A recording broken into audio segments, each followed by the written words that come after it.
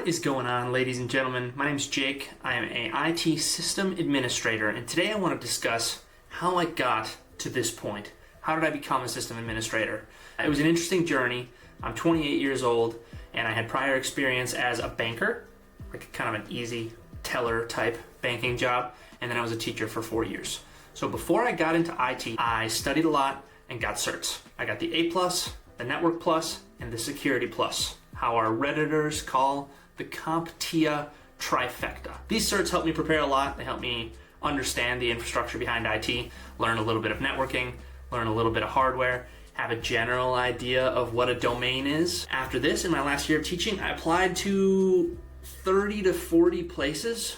I made dedicated applications to places. I actually went to websites, uploaded my resume, put a cover letter if I had to, and applied through websites. That was the easiest way for me to actually get interviews.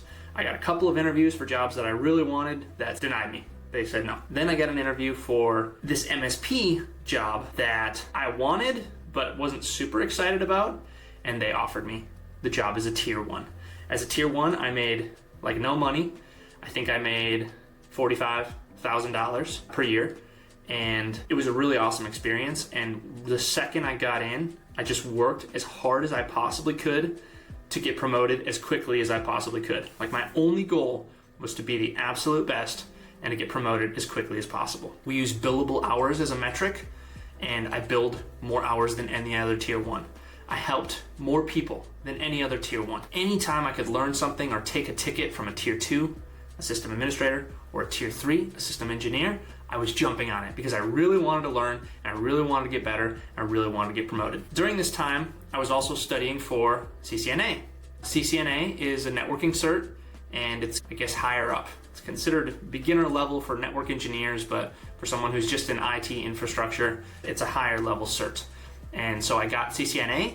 After a couple of months being in T1, I studied really hard for it and barely passed the test, but thankfully I got it. And the day after I got CCNA, it just so happened that I had already interviewed for a tier 2 position a couple of weeks prior, and I was given the tier 2 job and got promoted to system administrator. So my recommendation, how do you actually get to this point in IT? Work as hard as you can and be uncomfortable as often as you can. There are still things as a system administrator, there are things that I do every day that are really easy for me now because I do them all the time. And there are things that I don't know about, and I really have to push my comfort zone to do them. Those are the things that I'm trying to do often. Now there's a balance because I get paid billable hours. I want to do the easy things and get paid as much as I can. I also want to do the hard things and learn. And so there's a balance to be struck there. But I'd say anywhere in your career, always try to be uncomfortable and always try to be the hardest working person in the room. When I say that I worked really hard at T1 and I'm proud of my metrics, I don't say that to brag or to gloat or anything of that sort. I say it because that's what it took for me to get promoted fast. And I think it was 3 months that I actually got promoted, which is exceptionally fast in the IT space. I've now been a system administrator for 6 months. I'm on my 7th month, and I'm still learning every day. I'm still working extremely hard to be the number 1 person at tier 2. Sorry, I got a message here. And so I'm still working as hard as I possibly can to be the top biller, the top closer, the number 1 dog at T2. Why? Because I want to move on, whether that's tier 3, whether that's network team, whether that's cloud team. I want to move on to bigger, better things. And I also want to make a lot of money. And like, that's the ultimate goal. I love tech because every day I get to see new things. I get to help people. I get to understand the intricacies of these systems and how they work together. And I'll be honest with you, tier 2 was scary when I first started.